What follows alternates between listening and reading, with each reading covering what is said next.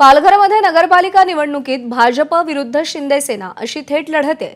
शिंदेंनी पालघरमधून भाजपवर निशाणा साधला होता। आपण अहंकाराविरोधात एकत्र आलोय, अहंकारामुळे रावणाची लंका जळली असं एकनाथ शिंदे म्हणाले होते आणि त्यावर आता फडणवीसांनी देखील प्रतिक्रिया दिली आहे।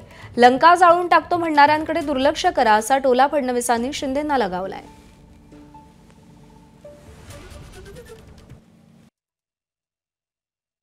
डहाणूमध्ये आपण सगळेजण एकत्र आलेला आहात, एका अधिकारशाहीच्या विरोधामध्ये एकत्र आलेला आहात, अहंकाराच्या विरोधामध्ये एकत्र आलेला आहात।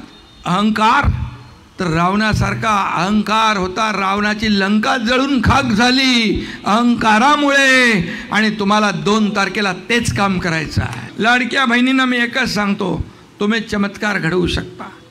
तुमचा चमत्कार आम्ही विधानसभेत पाहिलेला आहे आणि डहाणू तर तुमच्यासाठी सोपं आहे। तुम्ही एकदा ठरवलं की कोणीही आला तरी सुद्धा तो आपला विजय रोखू शकत नाही, आपला विजय पक्का आहे। बंधू भगिनींनो, मी भरतला देखील सांगतो, आज भरतचा या ठिकाणी जन्मदिवस आहे। भरत, कोणी काही म्हटलं तरी चिंता करू नका। कोणी हे म्हणालं असेल की तुमची लंका जाळून टाकतो वगैरे, आपण लंकेत राहतच नाही, आपण तर रामाचे अनुयायी आहोत, रावणाचे आहोत का? बस, आणि तू तर भरतच आहे, रामाचा छोटा भाऊ। एबीपी माझा, उघडा डोळे बघा नीट।